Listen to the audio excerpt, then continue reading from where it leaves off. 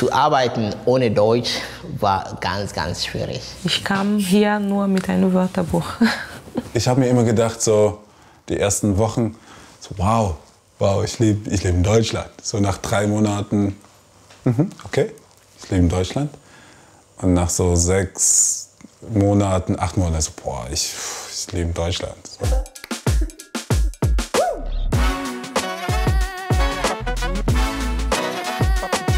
Das ist nicht wie Tourist zu sein.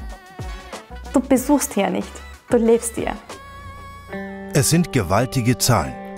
Laut Bundesagentur für Arbeit müssten pro Jahr rund 400.000 Menschen nach Deutschland ziehen, um dem Fachkräftemangel entgegenzuwirken. Mit dem Fachkräfteeinwanderungsgesetz wurden bessere Voraussetzungen geschaffen. Doch es braucht mehr, damit Zuwandernde gut in der deutschen Arbeitswelt ankommen und sicher Fuß fassen können. Migrantin zu sein bedeutet vom Null anfangen. Man muss viel lernen, neue Leute, neue Freunde suchen, neue Wohnung.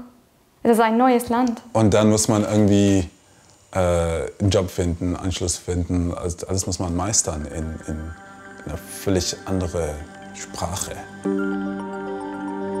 Die Erfahrung zeigt, eine gute Vorbereitung ist entscheidend.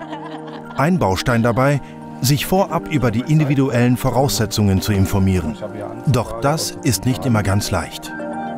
Also was ich wirklich falsch gemacht habe, ist, dass ich meine Diplome aus Bosnien nicht sofort hier anerkannt habe.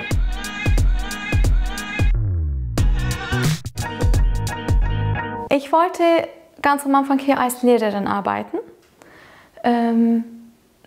Ich habe erst Deutsch gelernt. Danach habe ich gedacht, okay, ich bin jetzt vorbereitet, ich kann jetzt anfangen. Tata, es hat nicht geklappt. Eine große Hürde, die vollständige Anerkennung der bisherigen Ausbildung. Aufgrund von Besonderheiten wie dem dualen Ausbildungssystem in Deutschland ist dies sehr aufwendig. Ich habe Ausbildung für Krankenschwester gemacht, also richtige Krankenpflege. Aber mein Deutsch war damals nicht so gut und ich bin ohne Anerkennung gekommen. Und die einzigste Möglichkeit ist, dass du als Pflegehelfer arbeitest. Also, oder es ist so genannt Fachkraft in Anerkennung. Fachkräfte frühzeitig zu informieren und gezielt zu beraten, ist das Ziel der vielen vorintegrativen Angebote der Goethe-Institute vor Ort. Die Mitarbeitenden geben Orientierung, organisieren Veranstaltungen mit Partnern, wie beispielsweise den Auslandshandelskammern, und verweisen auf zuständige Stellen. Doch vor allem erfolgt bereits hier eine umfassende interkulturelle Vorbereitung auf das Alltags- und Arbeitsleben in Deutschland.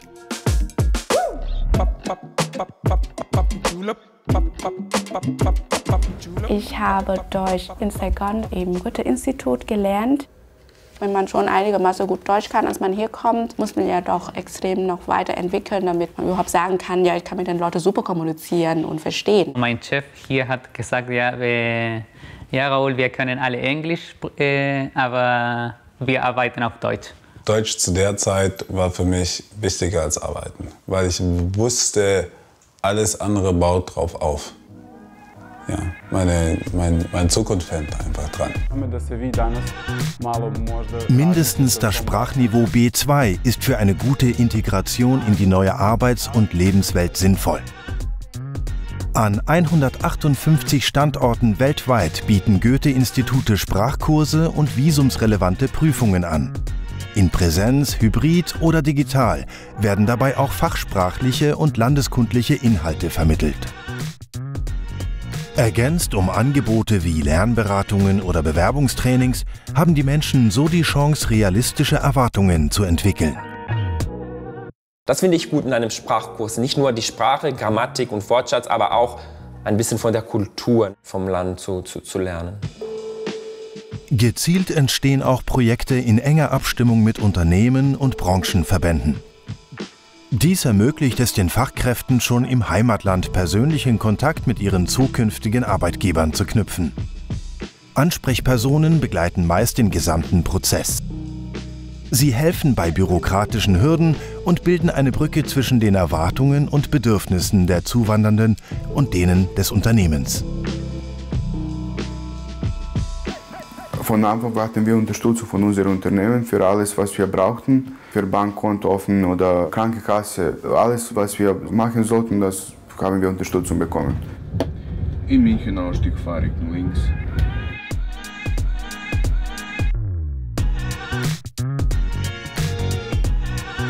Ich glaube, die ersten 3 Monate war ich allein, also fast die ganze Zeit. Ich bin zur Arbeit gekommen und dann nach Hause gegangen und ich war relativ einsam. Und dann habe ich mit ein paar Leuten aus Chile getroffen, wir haben was getrunken und dann habe ich ein paar neue Freunde kennengelernt. Am Anfang ist es natürlich viel, viel einfacher, wenn man so unter seine Leute bleibt oder irgendwie so so dranhängt, wo man was kennt. Und das finde ich manchmal ein bisschen schade, weil da lernt man halt viel, aber nicht das ganze Spektrum. Und das finde ich ganz wichtig, dieses nicht in eine Bubble irgendwie die ganze Zeit bleiben. Denn gesellschaftliche Teilhabe heißt auch, die richtigen Zugänge zu Informationen zu haben. Hier setzt das Webportal Mein Weg nach Deutschland an. In 30 Sprachen gibt es zuverlässige Antworten auf viele Fragen des Alltags und Berufslebens, aber auch Videos und Übungsangebote zum Deutschlernen. Und an immer mehr Standorten finden sich sogenannte Infohäuser. Sie bieten Möglichkeit zur Vernetzung und bündeln Unterstützungsangebote vor Ort mit digitalen Informationen. Man lernt wirklich so viel von Deutschland und das finde ich mega, mega schön, dass man das wissen kann, weil jetzt weiß ich mehr als mein Mann, obwohl er aus Deutschland kommt. All diese Bausteine unterstützen Menschen dabei, sich besser einzuleben, einzubringen und sich so ein sicheres Umfeld zu schaffen. Dann braucht es nur noch Mut und Eigeninitiative rauszugehen, um neue Menschen kennenzulernen. Ich bin nach Köln umgezogen und ja, ich möchte mich hier integrieren und neue Leute kennenlernen. Und da hat mir gesagt, okay, Stichwort Integration in deutschen Vereinen. Die Deutschen sind immer in einem Verein. Und ich muss sagen, wenn man sich wirklich integrieren will, muss man zu einer Gruppe gehören. Man lernt ihre Normen, ihre Regeln und die Sprache sowieso auch sehr schnell. Und ja, für mich ist es die beste Integrationsmöglichkeit. Gute Sprach- und Landeskundekenntnisse sind zentral für eine gelungene Integration von Zuwandernden. Sie sind Voraussetzung für den erfolgreichen Einstieg in den Beruf und ermöglichen Teilhabe am gesellschaftlichen Leben. Das Goethe-Institut ist dabei ein starker Partner. Von der Vorbereitung im Herkunftsland bis zum Heimischwerden in Deutschland. Es lohnt sich, hier zu leben.